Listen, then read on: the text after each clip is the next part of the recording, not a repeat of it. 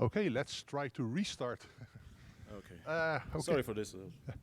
So the next, and this is the last minute presentation of this slot, is Nymaim, the Untold story by Jarosław and Maciej. Hopefully, almost right. Well, look at my name. Go ahead. So we are going to talk about Nymaim and our research, and about peer-to-peer network that isn't really well researched in Nymaim. So, introduction, yes.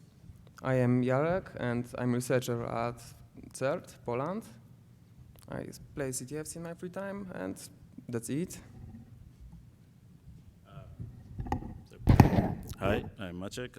I also work on CERT Poland for some time. I work also playing CTFs, and my main interest is research on reverse engineering and exploit development and some formal methods in this, and I'm also on Twitter.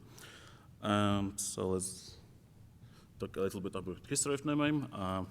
So it firstly appears in 2013 as a dropper, mostly associated with Torrent Locker, which is some variant of CryptoLocker, and also was dropping some other malware, but it was not very common. And after that, okay, so there was a little bit of research on this, and after that it went a little bit dark. Not much of interest was drawn to this until it now depends on the source you believing. One say they gained some new capabilities at the beginning of this year in September or April, if you choose to believe some other sources. So yeah, but the capabilities it get was the banking capabilities, and that's what makes us interested in this, because most of our clients are from banking sector, and we try to protect them as much as possible, so that makes us interested. So there was this kind of huge article, and was kind of noisy about this, that the gauze name was name of new malware that incorporated both gauzy capabilities of being banking Trojan and Nymaim's capabilities of being hard to analyze. And I started trying to find the malware, because it was only one article on this blog, and only a few hashes, and most of those hashes weren't available to normal people, let's say, like me. So I just tried to ask around if anyone have hashes of this malware. And the problem is the only thing I have, and I was getting, was the dropper part of this, which wasn't properly explained, I guess, in the article, that there are two parts that we'll be talking about it later. So I was kind of disappointed on this. But after a while, some people who came in, and most notably Shadow Server came up, help us a lot with samples. Okay, so let's talk a little bit about distribution. And the slides are kind of retrospective, because we start seeing the patterns after we conclude our first round of research. So basically, it uses almost everything that's available, starting with AK malvertising, this huge wave of spams that are currently easy. We can see it every day that do dropping doc malware, documents, Office documents with additional malware being downloaded and stuff like that, or sometimes it's included in spam messages on its own. So as we can see in these slides, most of the actors don't really care what they are using to distribute their malware. They're using everything that's available, starting from Angler, that was at the beginning when they are mostly spreading what was most useful. They now moved to Rig, because Angler is not longer on the stage. Thanks to Caffeine for this. As I said, H1N1 malspam, that's the thing that's kind of big right now, because, as I said, there's Office document with some macros, and they put a lot of effort on this right now to make it harder to analyze, to execute it in sandbox environments, what's not. So that's quite a good and well-written, well described the campaigns. It was mostly using HDN1 and Handseater, I guess that's how it's called, alongside the Pony Stealer. Right now, the guys from this moved to dropping WAFTrack or NeverQuest, that should be described in this one of, I think today, later, by Peter Kruse. Yeah, and the names that we can see in Wild was mostly inst1 on C1, C2 bin, which kind of differs because Wawczak is always almost inst exe, c exe, or what's not. And the recent malspam that I found on the various total a few days before the conference, and one can see that it's highly personalized because they use the same name in the address as well as in name of the attachment. Okay, so as I said, that this is not a new malware. There was a lot of research on this, mostly on how it is obfuscated, because that's one of the main, the most interesting parts, and it drives most of researchers crazy. So we won't, as it was well described before, we won't talk a lot about it, but I will just skim through it quickly. As you can see, there is a obfuscation on how the functions are called. All actual addresses of functions are calculated on runtime, and addresses are, the arguments are pushed on the stack based on the ID of register that have to be pushed to the actual register. And after a lot of work, we can get a cleaner code. That's, and the constants are kind of obfuscate as well because with XOR or what's not. So that's the obfuscation of part. The other obfuscation that's very irritating is how they obfuscate the API calls. The API calls are obfuscated in the way that they don't use names of, obviously they don't use normal API hashes. They used their own method, and the API is redirected through other, the return address of the API is kind of complicated because it's used one gadget from anti-DLL to return back to the code. As I said, they used both offsets in their binary to store information about API hashes.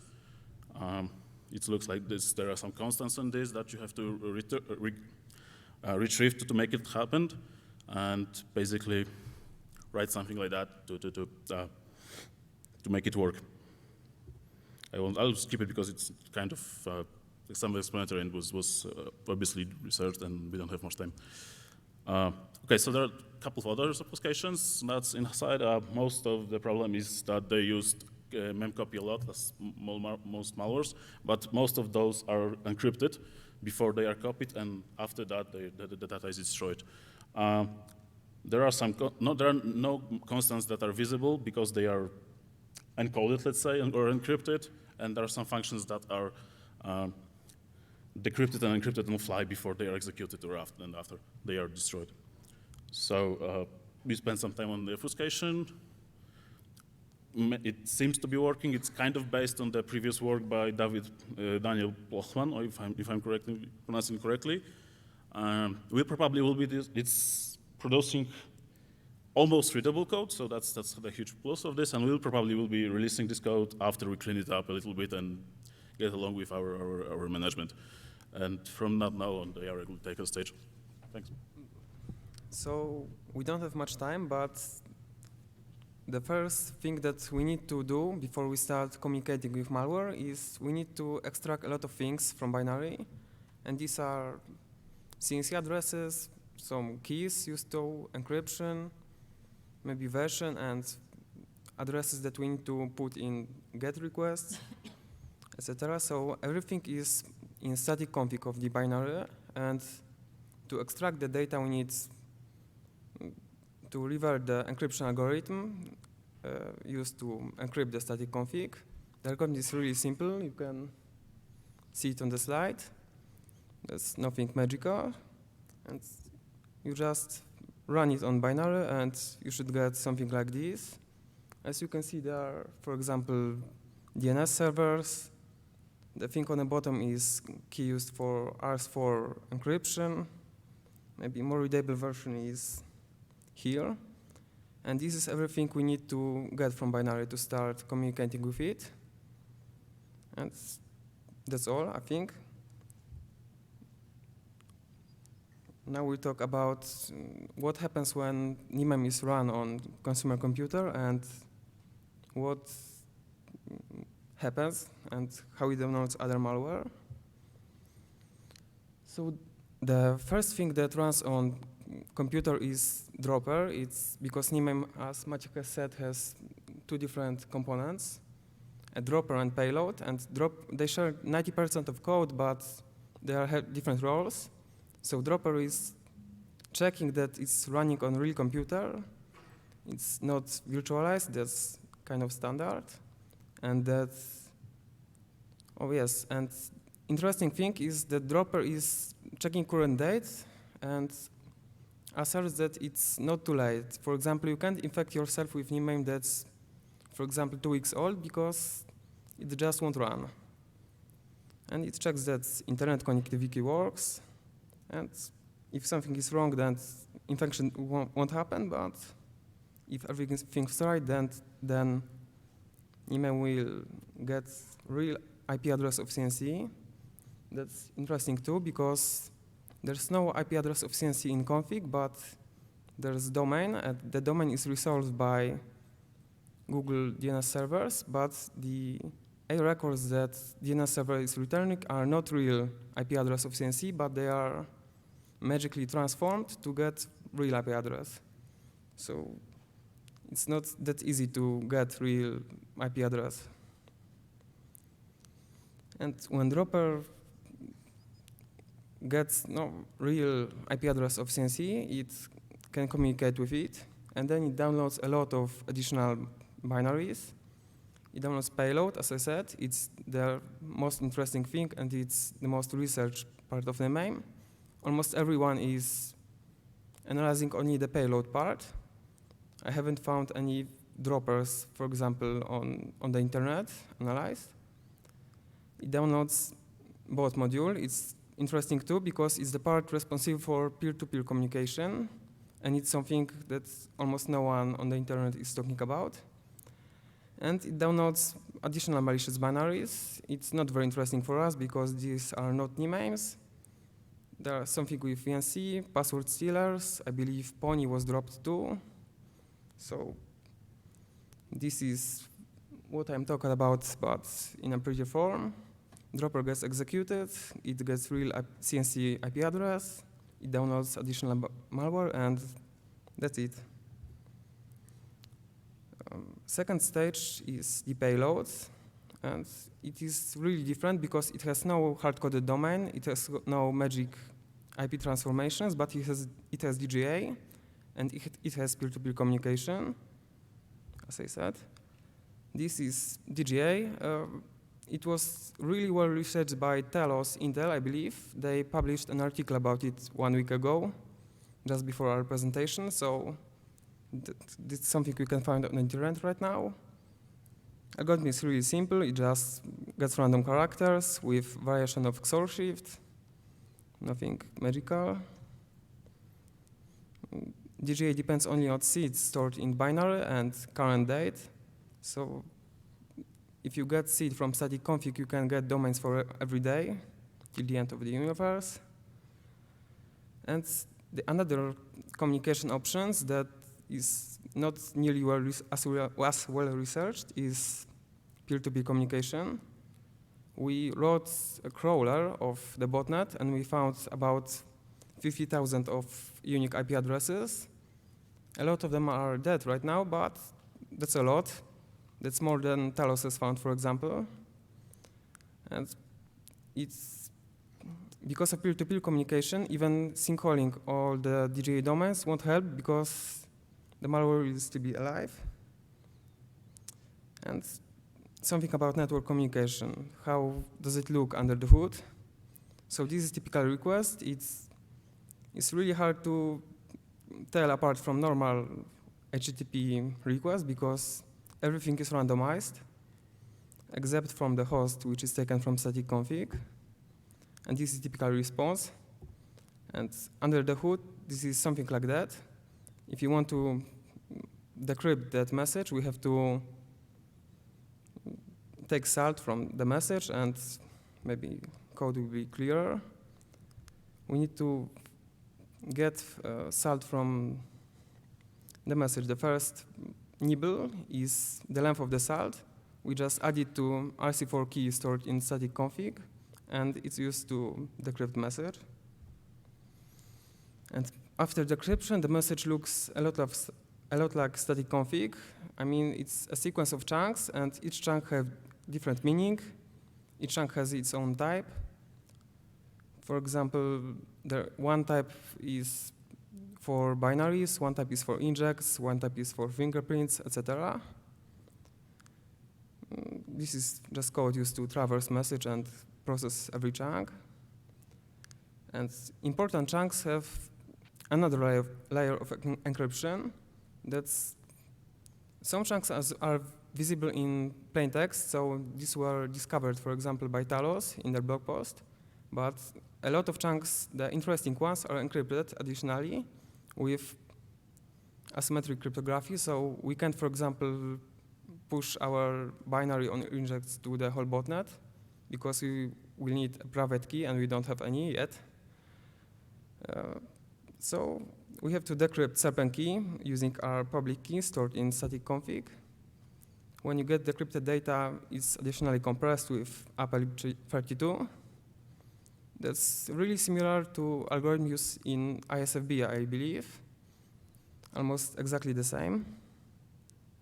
This is code if anyone wants to decrypt requests or something. And interesting thing that binary sending to server are, for example, current state, a lot of fingerprints. For example, I don't know, CPU ID or hashes of machine guide, a lot of things. And current peer list, because we are having peer-to-peer communication again, and each binary has a list of peers stored, and it is communicating with them. For example, if CNC server fails, then binary will still be able to download new binaries through peer-to-peer network.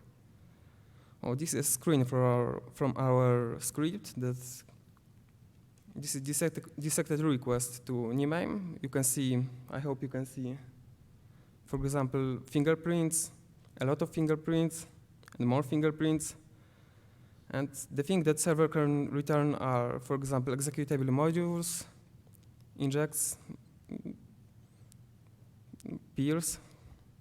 Maybe screen will be clearer, or here we can see list of peers. So we can be sure that this really is peer-to-peer network because these all IP addresses belong to consumer computers somewhere, and we can communicate with them just like with CNC server. Here we can see injects that server is returning.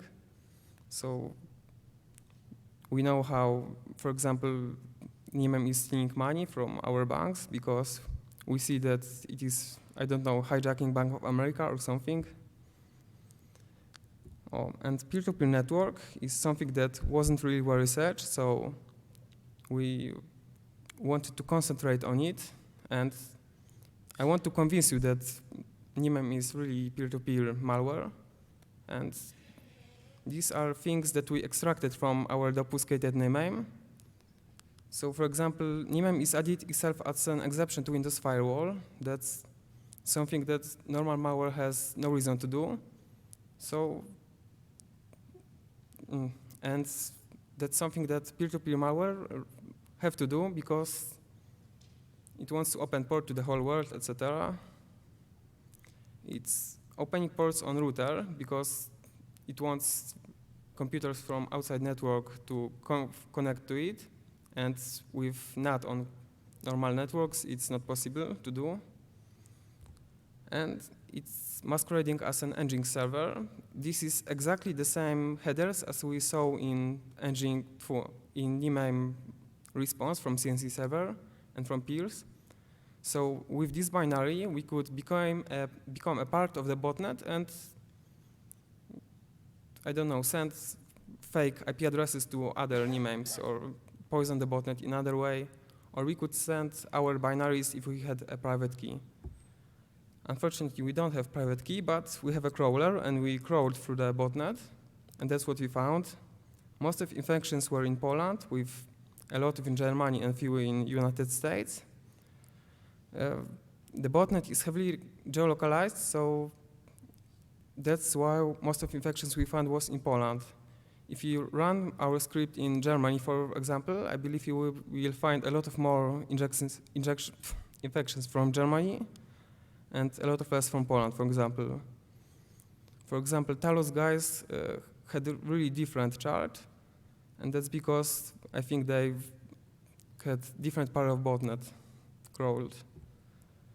That's to reiterate. We found maybe around 7,500 of supernodes. That's only supernodes because we could connect only to Nymaims with public IP addresses. So if computer is infected but it's not visible to the network, then we can't, I don't know, count it. Botnet is very geolocalized, so it's possible that there are more infections, but we couldn't reach to them. And a lot of that IP addresses are now dead, so maybe the infection is gone, or they are listening on different port, I don't know. And I'll let Maciej end. So at the end, as I said, we mostly care about the banks, so we extract some injects for Polish and American banks. We didn't manage to get anything for German or other. They said that should be some injects for Brazilian, if I'm not mistaken, but we didn't manage to do it as well because we don't have addresses there. But as you can see in this and this slide, if you take it carefully, the injects are very similar, so it actually doesn't much matter on how they looked. They use the same framework that's was kind of big in times of Jedynak activity and diarrhea. That's called it's called protosyntax because of the path. And yeah, that was one of the signs that the guys are going really pro in robbing banks. So to recap it quite quickly, we found that's one of the most annoying malware to reverse engineering that's available. The guy is obviously very money-oriented because first he was trying to do a ransomware that wasn't, I don't know, working for him very well. Right now they're robbing from banks and from banks' customers. They don't really care about how you get infected as long as you get infected. They have a lot of backup plans if you try to sinkholing because of different communication methods. And as I said, probably there is only one botnet. We didn't confirm it and cannot deny it because it's hard to get any information from it based on only looking at the samples we found. And as you can see from injects, they are exactly the same to the extent of something that we believed should be a botnet ID is the thing that have a var C239FD. You can see it in Americans and as well in Poland should be the same value and the same string. So we believe this is the same botnet. And the injects are just geolocalized. And we'd like to thank you, few people and few institutions for they knowingly or not help us. Mostly Shadow Server for providing samples, Emerging Threads for providing samples and pickups, Caffeine for information about exploit kit activities, Daniel Plochman and Thomas Babrosz for collaboration on the obfuscation, and yeah, that should be it. Thank you very much. If you have a question, we're happy to answer. Okay, thank you. Get back to something, we skip it too quickly, or it's not. Well, firstly, thank you for the presentation. Are there any questions? Have to check with Morten around the corner. No. He's hiding. One here. This one. This one, yeah. They said that the Gozi Nymaim, did you actually see the link between the Gozi source code and the Yes. Nymaim? You did? So the source code, not really, but the banking part is definitely the Gozi SFB that's just obfuscated with Nymaims. Did they use the same Nymaim obfuscation? Yes, that's basically the same code with obfuscations from Nymaim. Okay, thank you. The same is the same encryptions and same injects and same format for injects, everything is the same. So yeah. I think the first time was they were not, the first time when this was found to be used targeting banks, they were not encrypting the ESFB module, that's just dropping it as an additional plugin. Right now they are obfuscating as well, that's why they caused Ghost name for some reason. Okay, any other questions? Well, if not, please join me in thanking Maciej and Jarosław for the presentation.